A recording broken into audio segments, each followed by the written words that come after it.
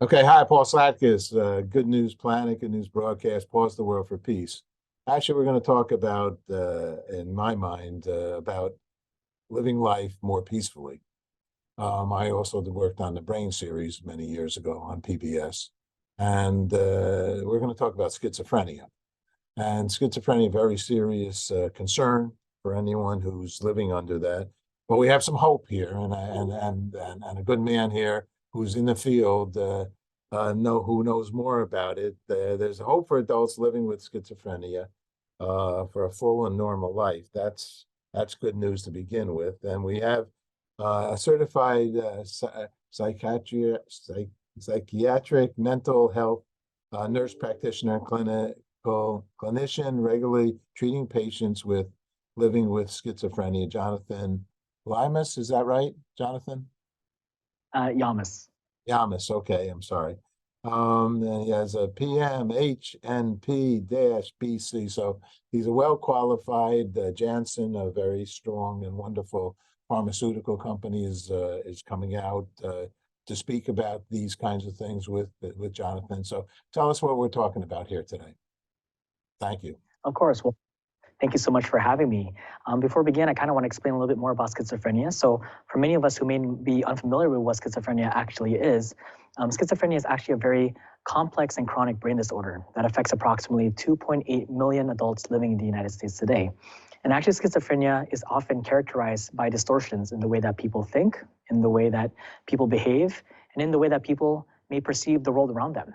Now, as a psychiatric nurse practitioner, I do work closely with adults living with schizophrenia on a daily basis. And one of the things that I kind of want to share with you is the fact that not everyone is going to manifest symptoms the same way. Everyone is going to manifest their symptoms differently depending on the severity of their symptoms and also depending on their unique circumstances. And when people oftentimes think of schizophrenia, they may think about some of the things that they see in popular culture. They may think about things that they see in movies or in television, but that may not always be an accurate depiction of what schizophrenia may look like for someone else.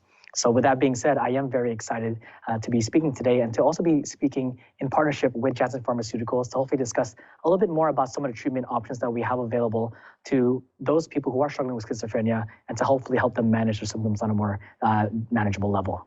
So let's get to some treatment options. That sounds like good news to me. What are those to be considered? So in terms of treatment options, our first line of treatment typically for people who are struggling with schizophrenia is what we like to call oral antipsychotic medications. So although oral antipsychotic medications can be helpful, one of the biggest downside of oral antipsychotics is the fact that you would have to take these medications on a daily basis. Now, I don't know about you, but for many of us who do take any type of oral medications, one of the challenging parts is having to remember to take these medications consistently. And as you can imagine, for people who are struggling with schizophrenia, it is an added burden of having to remember to take these medications effectively in order for them to maintain the therapeutic results that they're looking for. So to kind of help help them manage kind of the treatment compliance, a really good treatment option that is available to people that many may not be aware about is what we like to call long-acting injectables, or LAIs for short. And a really good example of LAIs would be the Janssen LAI portfolio, which actually includes the Invega Sustenna, which is a 1 month long-acting injectable. There's also the Invega Trinza, which is the 3 month long-acting injectable. And lastly, there is the newest medication, which is Invega Hafyera, which is the 6 month long-acting injectable. Now, the really neat thing about Invega Hafyera is the fact that there was a recent open label study that showed that 96.1% of patients who did take this medication remained relapse-free, which in my opinion is actually very promising, especially for patients who are having difficulty remembering to take their medications on a daily basis. But with that being said, obviously with all medications, it's very important to understand that there's always some risks or side effects that are associated with that. So if anyone is watching or is listening and they are interested in maybe discussing long-acting injectables, I would definitely encourage them to reach out to your healthcare provider to determine whether or not a long-acting injectable would be right for them. So let's talk about the family. First of all, let's talk about, I guess, discovering that you have schizophrenia. How does that happen? So it can happen in different ways, right? Obviously, because of individuals and how they manifest their symptoms, there might be symptoms that are a little bit more subtle versus some people where the symptoms can be a lot more severe.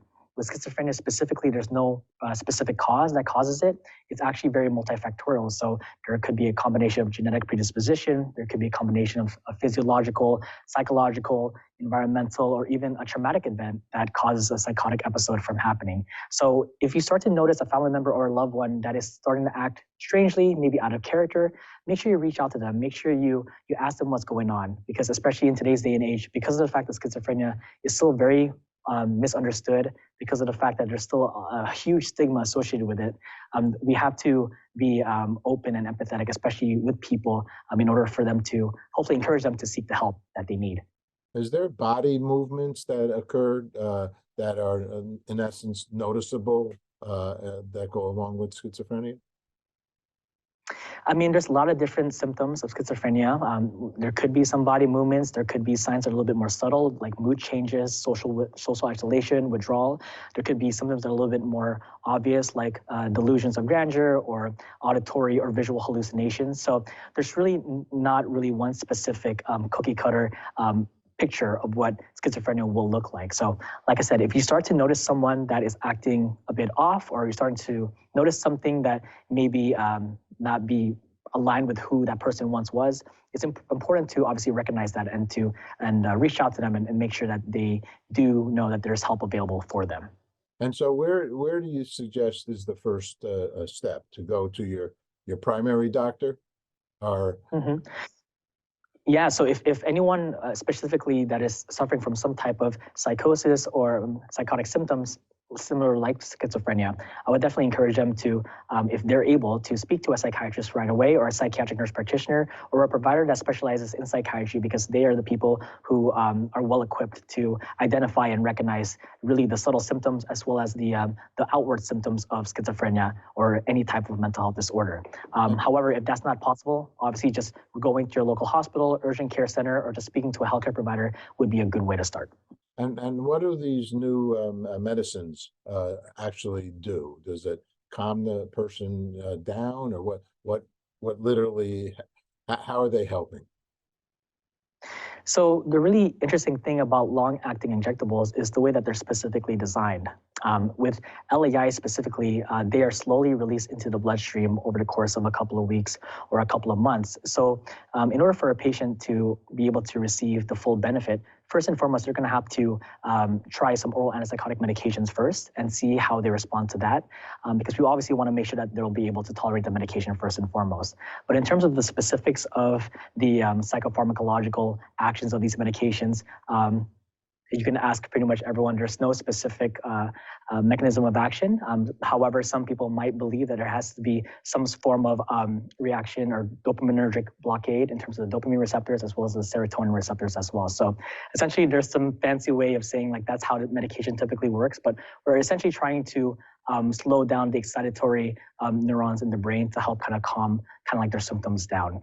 But again, if people are a little bit more interested, I would definitely encourage them to speak to their licensed healthcare providers to gain more information regarding that. Two last quick questions. One is there a website that people can go to also that they can learn? Yeah, so a really good website.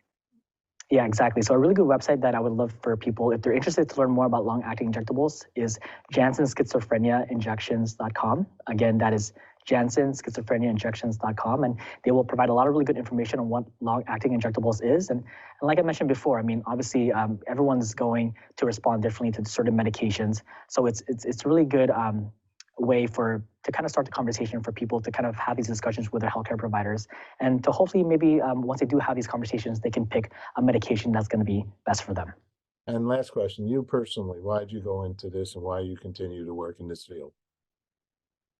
That's a really good question. And for me in psychiatry, the one thing that I really liked about it is the fact that it's non-discriminatory. I feel like it can affect anyone and everyone. And I feel like just having that sense of patience and that empathy, knowing that it can affect myself, it can affect my loved one, it really helps broaden my horizon in a way that I really want to make a difference in the lives of others, especially for people who may feel misunderstood, especially in today's society. So hopefully trying to educate the public, continuing to decrease or reduce that stigma, and to hopefully also educate about the possible treatment options that are available, because once treatment is started, then it'll just give the patients more opportunities to live a fuller life and allow them to focus more on things that they want to that they find important to them. You're perfect for this job. You really, you make somebody feel really comfortable and especially under, difficult situations. Thanks so much for sharing your good news. Appreciate it, Jonathan. Of course. Thank you so much for having me. Okay, bye-bye.